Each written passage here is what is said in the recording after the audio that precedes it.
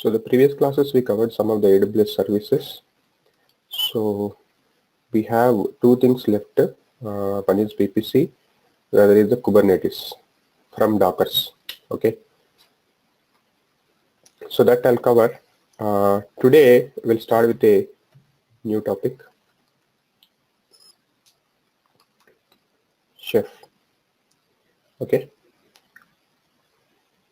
So what are the configuration management tools we have?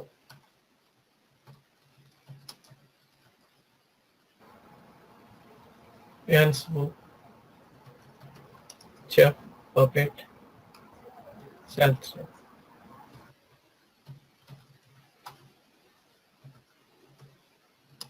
So these are the configuration management tools we have. So we have seen Ansible, and the next thing is Chef. Okay. So Chef architecture.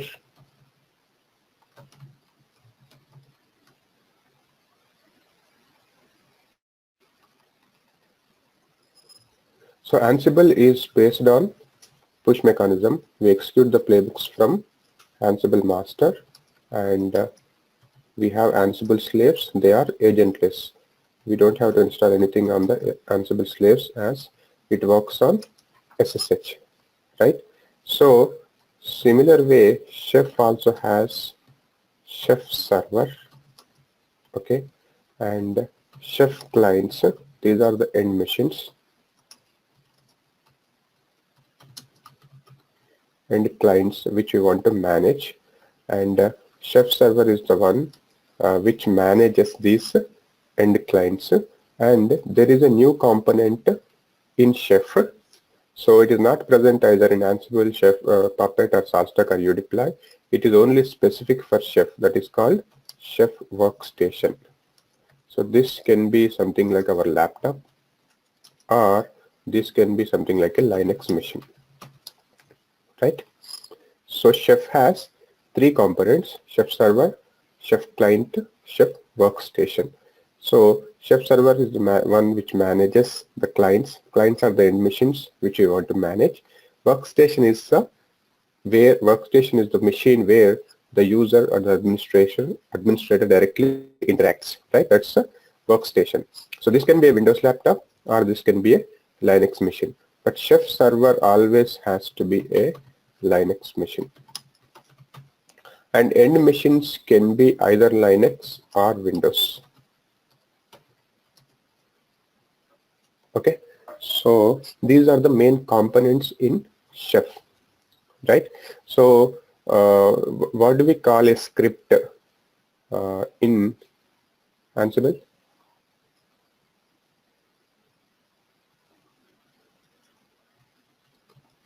Cookbooks.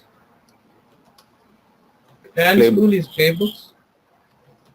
Ansible we call Chef. playbooks. Chef we call cookbooks. Playbook is a collection of plays, right? A single task. Cookbook is a collection of recipes. Okay, so recipe is something like a task. So cookbook is a collection of tasks, right? So Chef is based on pull mechanism. In the sense, we have to execute the command on the client. So that client will get the changes from the server and it gets executed. All the cookbooks will be executed on the client. So the command to be executed is Chef client on the clients or the agents, right? So we execute the command on the agent. This command in turn contacts the server and it gets all the cookbooks. Then it executes the cookbooks on the client, right? This is based on the pull mechanism, whereas Ansible is based on the push mechanism. Where are Ansible playbooks? What is the repository of Ansible playbooks?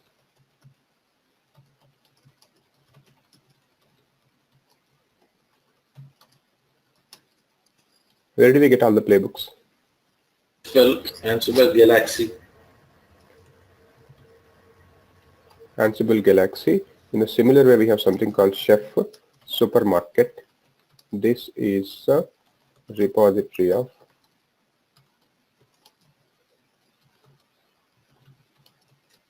cookbooks. Okay, so when we say chef, so the terminology, the terms which we use are related to kitchen. We call something like supermarket, we call knife. Okay, knife is a command that we execute on the workstation. We call recipe, we call cookbooks. This terminology is related to kitchen. Okay, so we have server, we have client, we have workstation, and then on the server, the command which we execute is chef server ctl. On the workstation, the command we execute is knife. Okay, on the clients, the command we execute is chef client. Okay, so these are the commands which we execute on the different machines. So there can be multiple clients, and there is one workstation, and there is one server. Now we execute the commands on the workstation. So first we need to configure all these three things. There are three separate packages to be installed for the three machines. Let us take three machines and try to configure chef on them, right? And if you try to configure chef, you'll understand how easy is Ansible. Chef is the most complex tool to configure in the environment. So first we need to configure all these three servers. One machine as server, the other machine as workstation, the other machine as client. Then we need to establish the communication between these three, and then we need to add the client to the server. So everything we do it on the workstation. So this is a one-time setup. Once we complete this, then we can execute the cookbooks, then we can execute the command line commands on the command line to perform different tasks, right?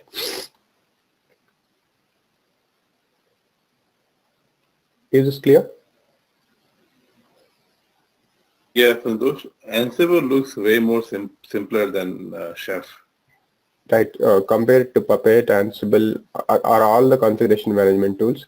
Ansible is the simplest. So if there is any simple task to be performed, the preferred one is Ansible. And if there is a complex environment, either Chef or Puppet can be used. Okay. How about UDeploy? Suppose you UDeploy, actually it handles everything. Something like it also does deployments, also does continuous integration, also does this IBM product. There was a company called UDeploy that was acquired by IBM, and it's not open source. It is the proprietary licensed. Okay. So you're saying if its environment is complex, let's say the communication between clients and server is not like reliable, then they're gonna go for Chef or Puppet. Otherwise, they're gonna go for Ansible. Right. Yes. But most of the, see, if you're already using Chef or Puppet, the companies mostly they continue to the same. But if any startup is there, if any new company is there, if they're starting something, so there are more chances like they go for Ansible because it's very simple. So Chef and Puppet are in the market way before Ansible? Yeah, Ansible is just they started before 5 or 6 years. Puppet was there from 10 or 15 years. Chef is also from almost around 10 years. Oh, it's a very old tool, but I know right now it's getting popular even recently. So Puppet is popular because it has a lot of manifests. So here we call cookbooks, in Puppet we call manifests. So manifest is something like a script. So there is something called Puppet Foresight where we can download the manifests. So there are a lot of, if there is any requirement, there are more chances that we find that in Puppet because Puppet is very old and then a lot of manifests are available. Oh, okay. Okay. So let us go to configuration. And this we cannot try in the laptop.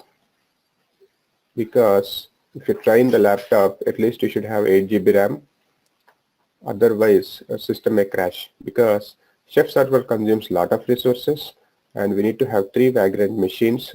And if you try installing Vagrant Chef on 3 Vagrant machines, one as server, one of the workstation, one of the client, the system may become slow. Okay, so anyway, we'll try.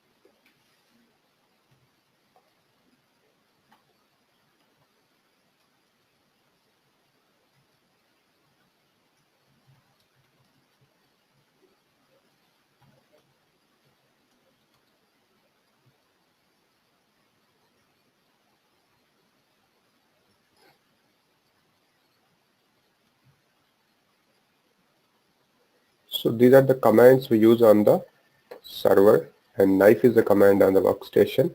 Chef client is the command on the end machines clients, right? So once we configure, once we install these 3 packages, then we need to add the client to the server. So the Chef communication happens through PEM files. These are the security keys which will be generated, and there will be a daemon running on all the machines that is responsible for the communication between the server workstation and the client. Okay, and so adding the client to master is called bootstrap method.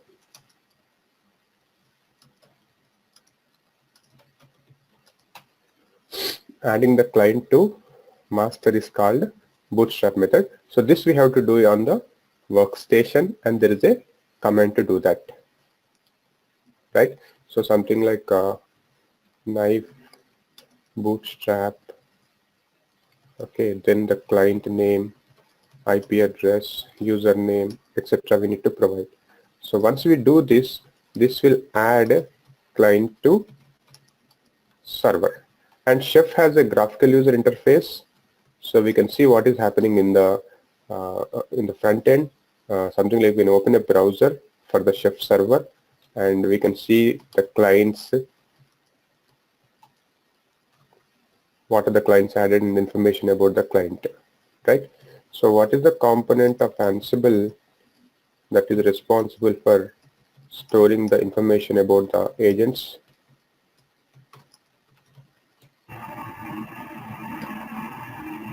Inventory? System variables, system information.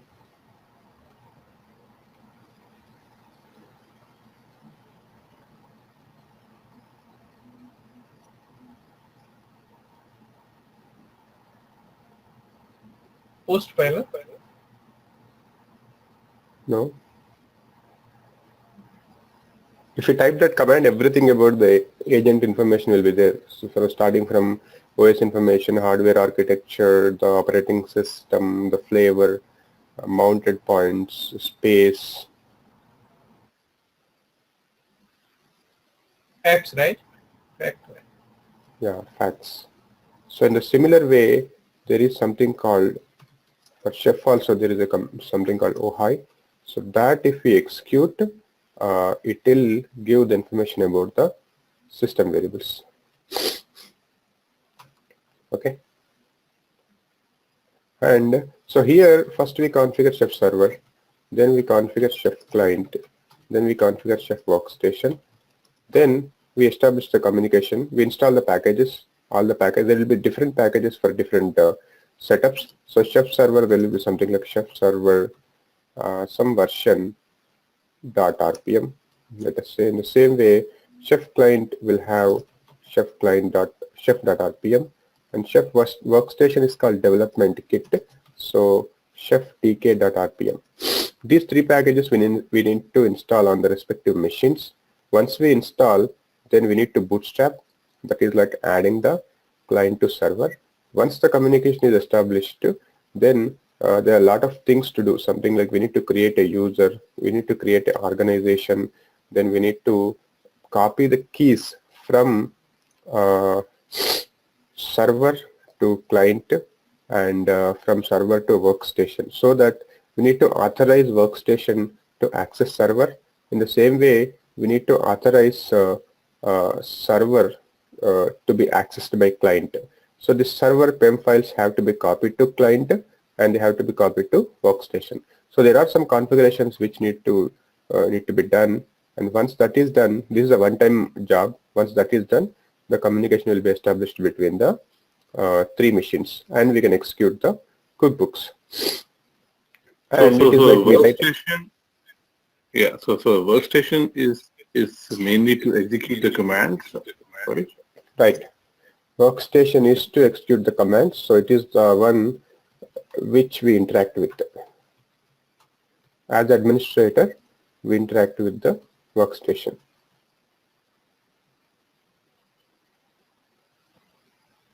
Santosh, can't we run the commands from the server?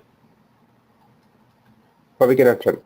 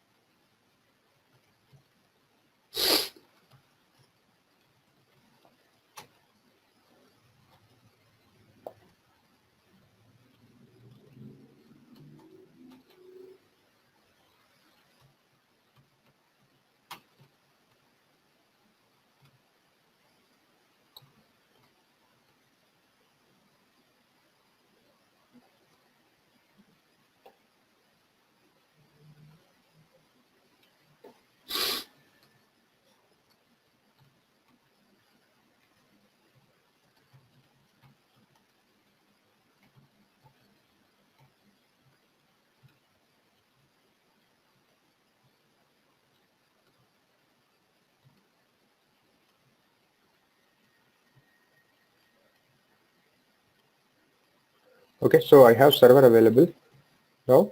So this is CentOS machine.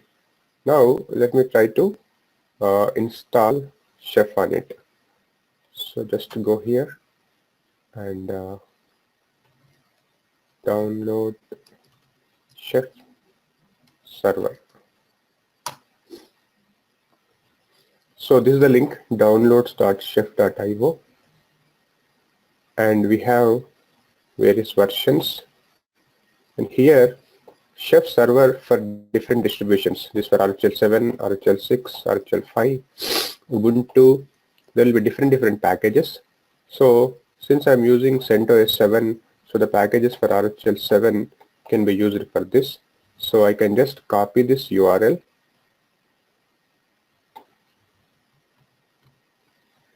and say wget.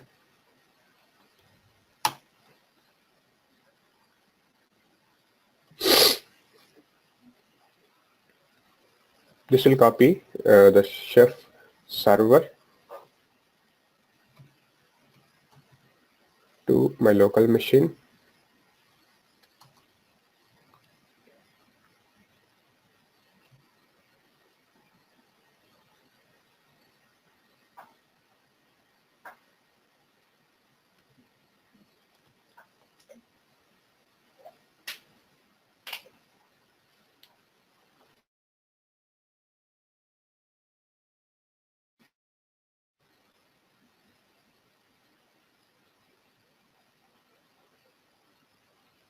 Okay, it is copied.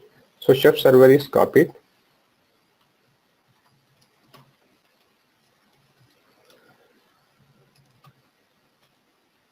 Okay. Now I'll try to install it on Chef server.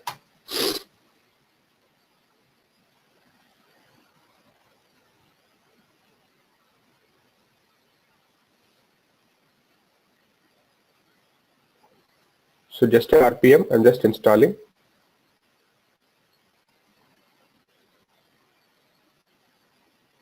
Something is wrong with my machine.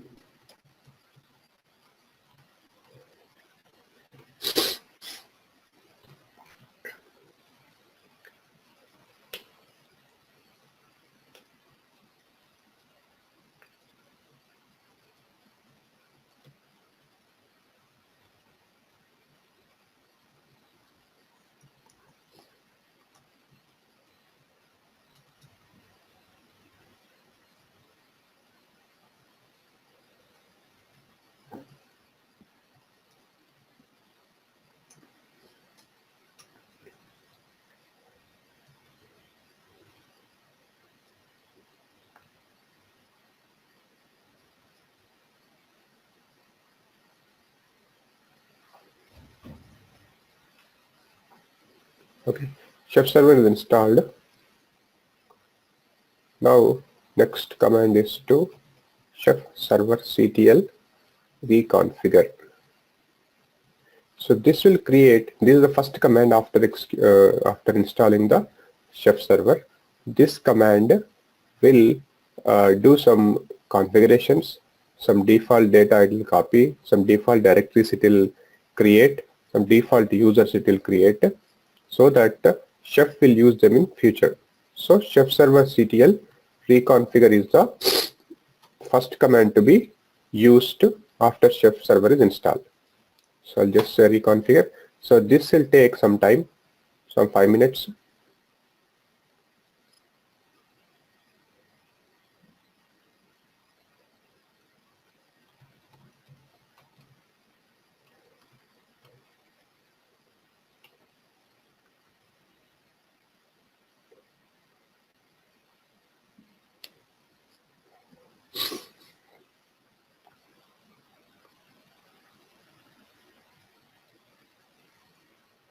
Okay, so let this continue.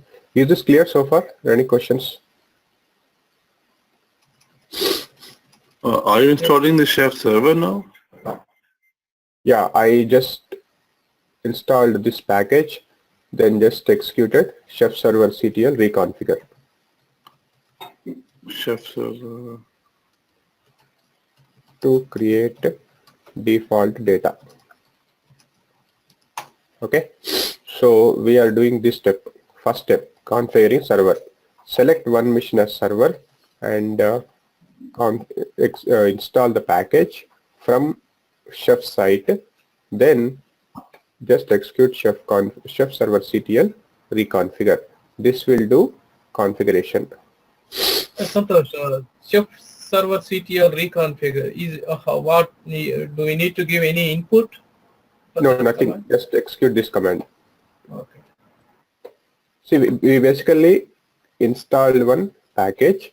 Then when we do Chef server CTL reconfigure, Chef uses a lot of directories in future for storing some configurations, for changing something as a user and all.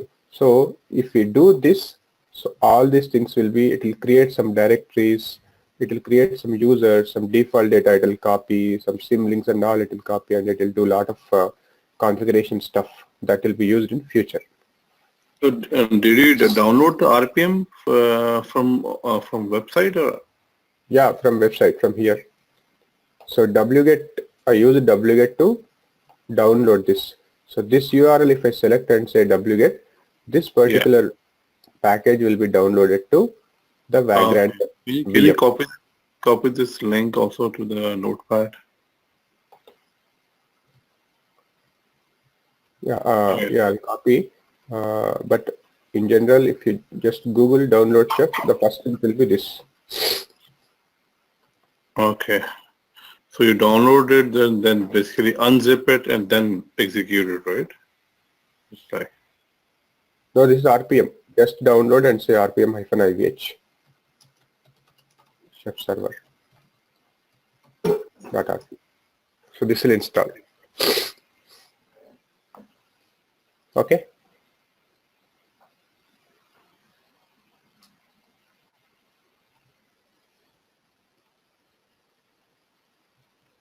So the first command is to rpm-iph chef server and then chef server configure, right? That's Yeah, three. next is this will download. Yes. So you get the URL from here. So just say wget and the URL name. So this URL if you give, this will download the package to local machine. Okay. Okay. This will download. Yeah, that's the first thing, right? The first to download using this wget, right? Downloads the package to local machine. Local machine, when I say it's Vagrant VM, Yeah. right? Once it's downloaded, we need to install it using rpm-ih. This will install. Okay. And then configure. Third step is Then to configure, right? Yeah, third step is to configure. The one. First step. There is a second step. There is a third step. Fourth step is to. Sorry, this is the first step.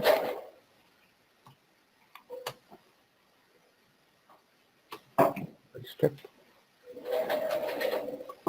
Third is reconfigure using chef server CTL reconfigure. Okay. So this is chef server configuration. So let us see what is happening. Okay, it's still doing something. One more thing, Santosh, for MySQL, I was attempting to install yesterday, and there are too many MySQL commands. Is it MySQL server, or MySQL community MySQL, it's MySQL client. The server. We have installed the server yesterday, right? Yeah. Client. Yeah. No, see, okay, I'll tell you. 1 minute. Okay. Because I have tried to install MySQL, and I was looking at Google because I wasn't able to find that videos. So MySQL server, -server. So which one we have to install? There are too many MySQL options.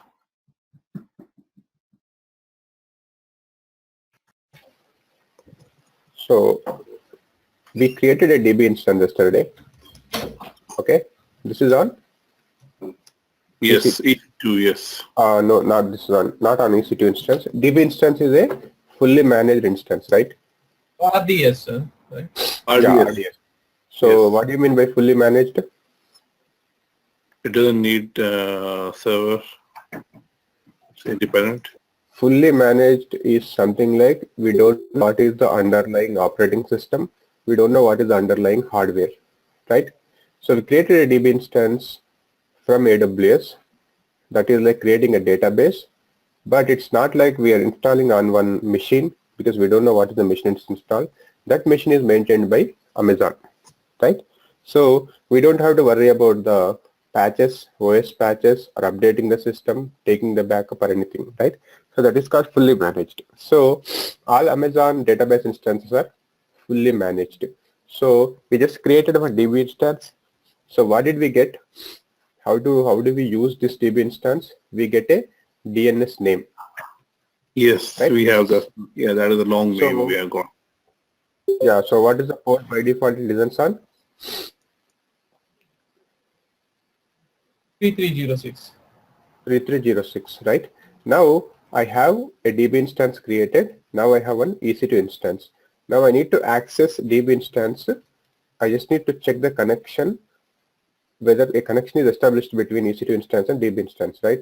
So how do we check that? Because application is going to write data to DB instance, which is running on the EC2 instance, right? I think we have seen the flow also. How does the application contacts the DB instance? There is a website running that is running on EC2 instance.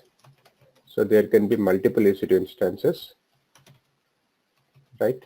There is a load balancer, which is the internet facing, and this load balancer will redirect the traffic to any of these EC2 instances, and there can be auto scaling set up for these instances, which will basically increase or decrease the number of instances based on the CPU utilization or the incoming web traffic. And this load balancer is internet facing, so when some internet traffic comes, it will be redirected to EC2 instances and it will be redirected to the application, and the application will in turn contact the DB instance, and if it has to query, it will get the query information, or if it has to write something, it will write to the database. To check this flow, first we need to check if this application running on the EC2 instance is able to contact DB instance or not. So how do we check? So we need to check from EC2 instance to DB instance. So for that we have installed something called MySQL client on EC2 instance using yum install MySQL, right? Then we need to contact the MySQL database. So this is the database DNS name, and this is the username, and this is the password we have given, whatever the password. So this will establish a communication, and you get a prompt like this indicating that we are inside the database. Now I can execute the database commands, queries, right? All those things I can do, right? Okay, so to install the client is just yum install MySQL, right? Right. Okay, I think that this command was not working. That's why I was like struggling to looking for the other commands. It was not working. What do you mean? I mean, it was not able to find the package, or? Yeah, not find the package. I don't know, maybe later on if you can tell us, like we have I like. think you may need to add repo. Oh, okay. Which is the instance you're using? You're using CentOS or Ubuntu, or? Red Hat from You have this thing. What is it? The EPL repo added. I haven't done that. Yeah, I think I will do that. Yeah. Yeah, this is the first step. If you use our Red Hat, this is the first step you have to do. This has all the packages. If you have this, it will work. So I just run this command. It will add the repos. No, just say download EPL repo. It will give a package in Google, so that you have to install using rpm-ivh epl.repo, or sorry, epl.rpm. This RPM will actually configure repository in your local machine. Then if you use any package using yum install, that will go to this repo. This is maintained by Red Hat. So this has all the packages in it, and then you can install any package from here. Right? Isn't it already installed? Because other commands are working. So other commands are taking the packages from the repo anyways, no? Yeah, so you can try this, because MySQL is not found means something like problem with repo. Okay. Or you can, yeah, this should work. Or maybe you can try MySQL server also, but it's not required actually. MySQL is enough. Okay. Okay. I Okay, think maybe I think you covered how to configure repos or add repos in the repositories, but I don't know, later on when we have a time we can go through how to add more repos and which one, because I was having the same issue with the other machine. It was complaining that you don't have the repositories, or you have duplicate repositories, something like that. Okay. Yeah, so something is wrong with repo. If you have this EPL repo, that is enough. That has all the packages. Okay, so you just download this repo and unpackage using RPM, and it's gonna be okay. Okay, I'll try this. Thanks. Yeah. Okay, let us see what is happening on the Chef server. Okay, so Chef server is reconfigured. Reconfigure is completed, right? So Chef server reconfiguration is completed. Next thing is, so we have completed these steps. Okay, reconfiguration is completed. Now we need to use the graphical user interface for Chef, right? To use this, we need to download something called Chef Manage RPM. This we need to install. So again, same procedure. Go to Chef.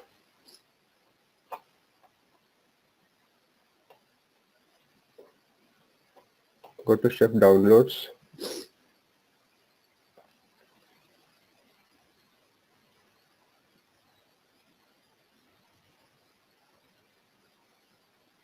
And there is something called Chef Manage.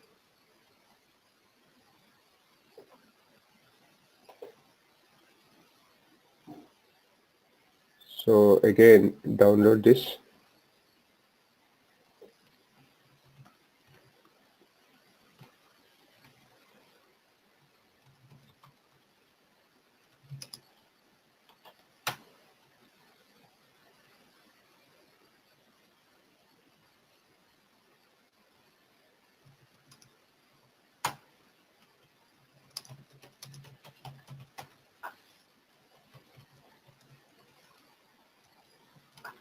Okay, this is for having the graphical user interface support.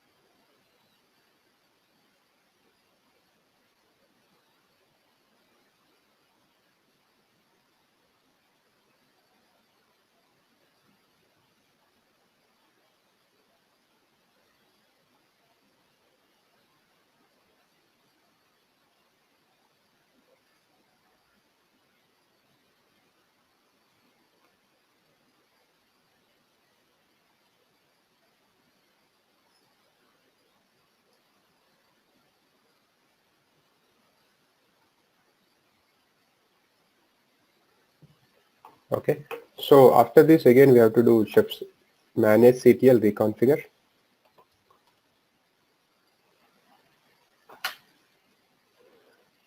Okay, so I need to accept the license.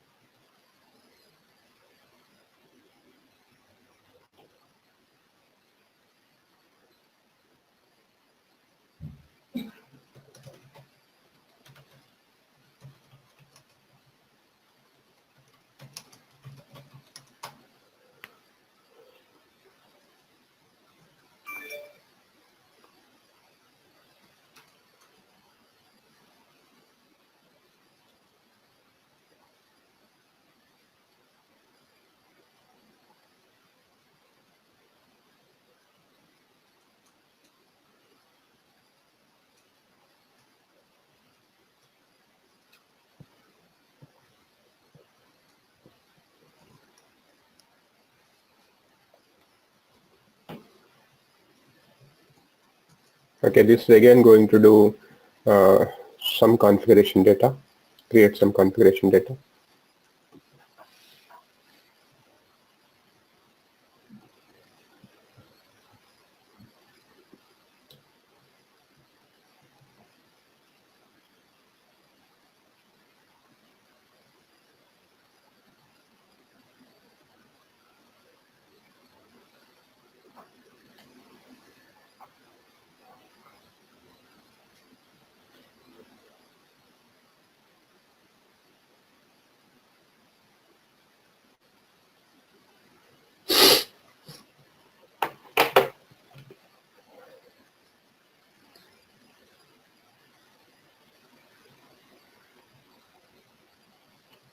See, it's installing Nginx server by default.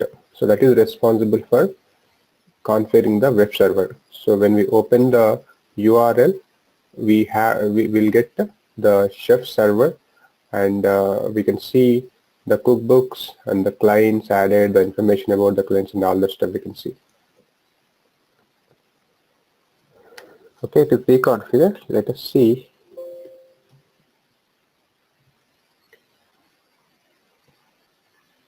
If we get something if we open the browser.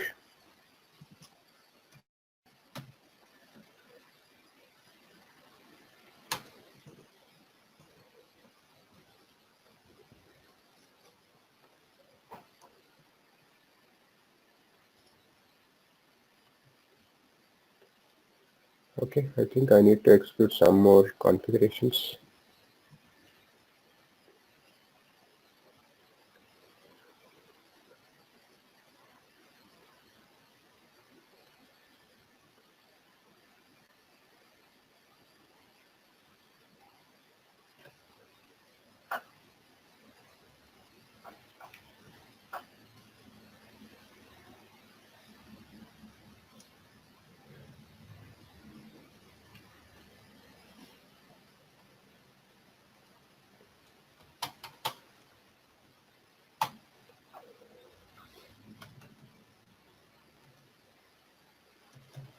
So firewall I need to stop. That I can do using set enforce permissive.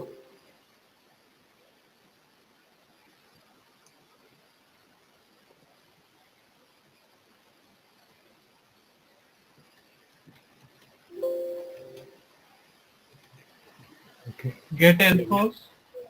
Yeah, get enforce and then Set enforce 0.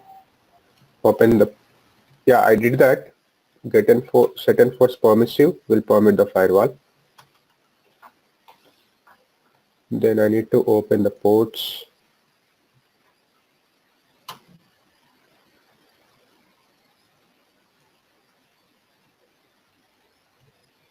Okay, I think by default there is Docker Swarm running. Okay, I think you can turn off a firewall for testing. Yeah, no, the two ports have to be open.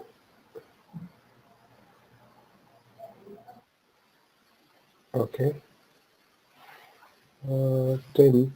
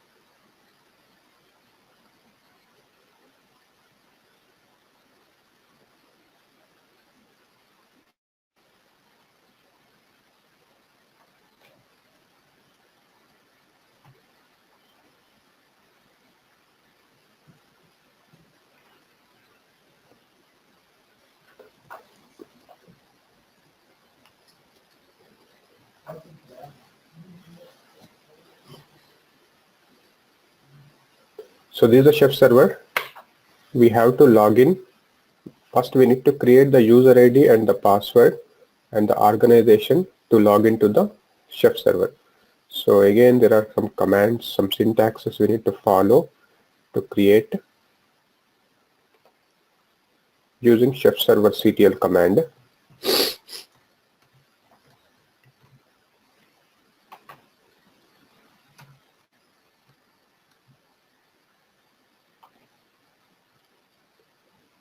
So this command will create a user and it will set a password, and it will also create a PEM file for that user.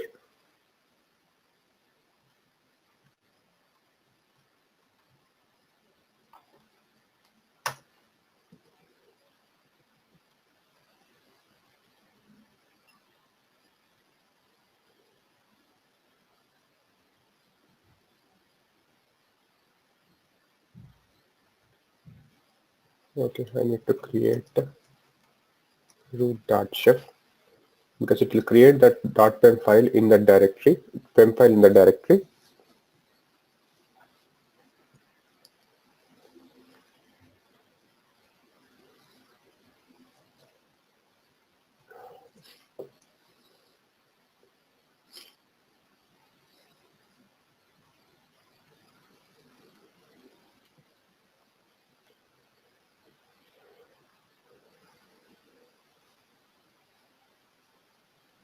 Okay, I think it's created. Now I need to create a user ID organization.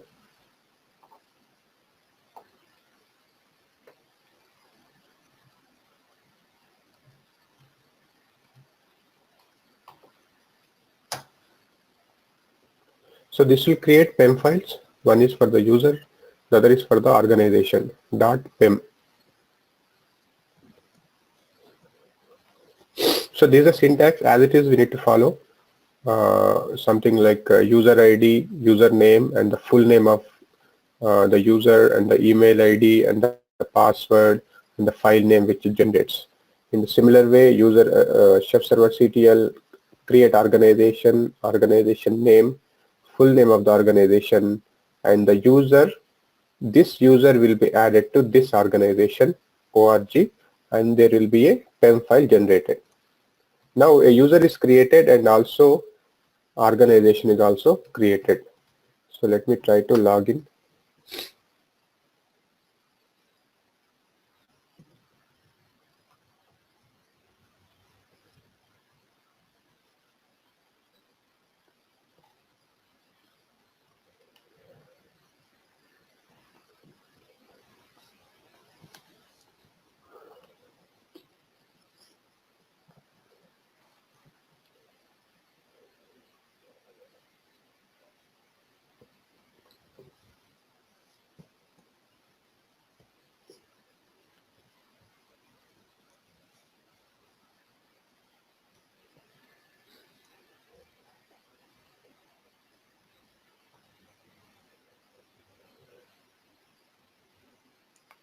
So more or less this is the chef server configuration.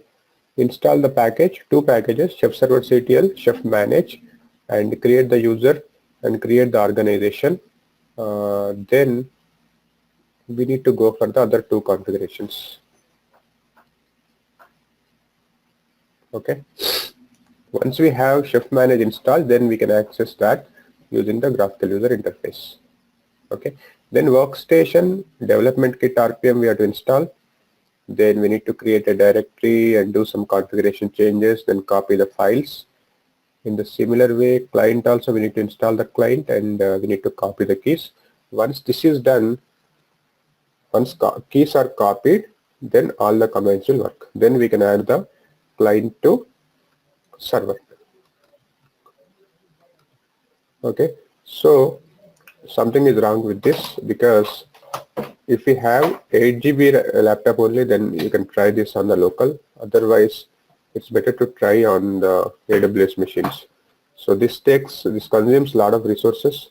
So the system may hang or it may get stuck if we have Chef server installed.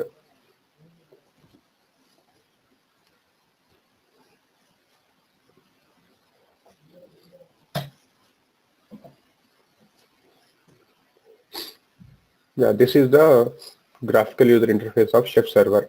So you can see the nodes here. So far we have only configured the Chef server. If we have clients added,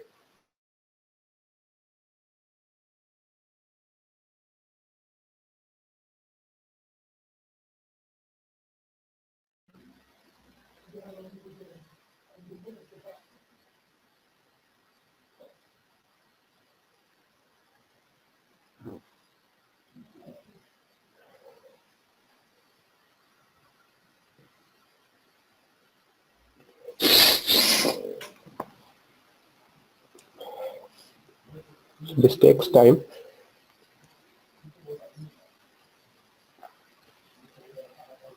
So this is the Chef server configuration. So downloaded the RPM, installed it, reconfigured it, downloaded the RPM for graphical user interface, installed it, and then reconfigured. Then we created the user. Then we created the organization. Right. So this is, once this is done, we can open the Chef server and log in.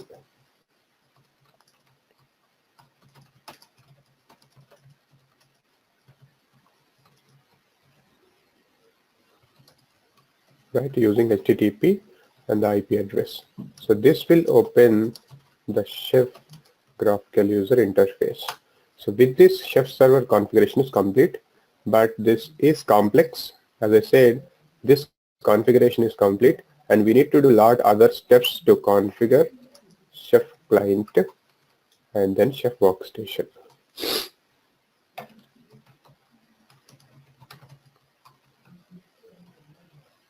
Okay.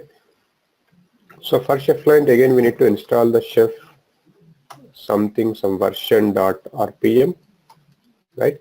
Once this is installed, then there is on the client, the command is Chef client. Okay. So now we need to copy the keys PEM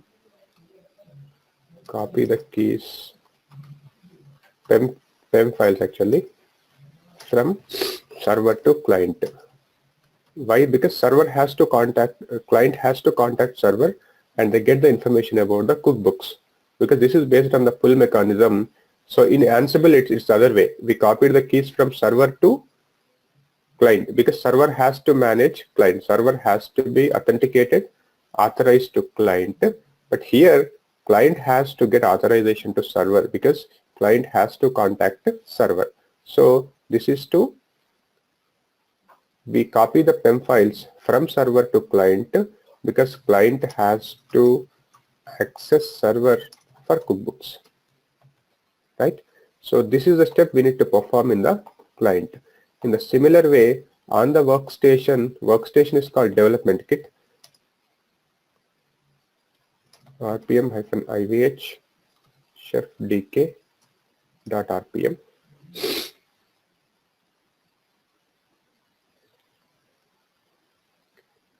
And here we need to again copy keys from server to workstation, again because workstation also has to contact server. It has to get information about the cookbooks. It has to add the client to server using bootstrap method, right? Then we need to use knife command. So here also we have knife configure ctl command to configure the workstation. So this is something like we tell where are the cookbooks, etc chef cookbooks directory, and how to execute, etc. we need to provide, right? Once we have this, then we can execute the cookbooks. So this is a one-time setup. So this Chef client has to be configured, installed on the multiple machines, whichever you want to manage. So we have server, we have client, we have workstation. So now it's saying there are no items to display because we haven't added any node to the server. If we added the nodes, all the nodes will show up here. The node information, the IP address, when it is up, what is the, when did it contact last time, what are the cookbooks associated with each server, what is the group it is in, everything it will show up in the web graphical user interface. Is this clear or is it like complex? Yeah, it's clear, Santosh. Okay, so it's just like we installed something, we did some configuration, and now we need to establish the communication between all. We just configured server, we opened the graphical user interface, and we are able to see the Chef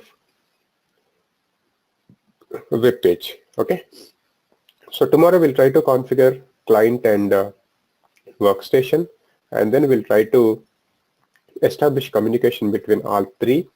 Once that is done, we'll try to add client to the server, and then once that is done, we can execute the cookbooks and see. Any questions? Okay, we'll stop here We'll continue tomorrow. Thank you.